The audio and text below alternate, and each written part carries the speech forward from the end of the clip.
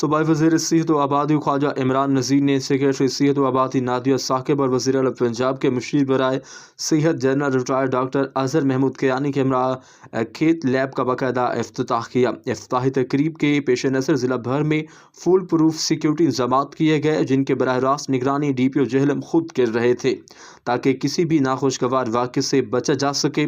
D P او جہلم کے ہدایت پر police کی جانب سے وی آئی پی موومنٹ، اسپتال کے داخلی و خارجی راستوں، پارکنگ ایریاز اور گرد و نواح میں پولیس کی بھاری نفری تعینات کی گئی۔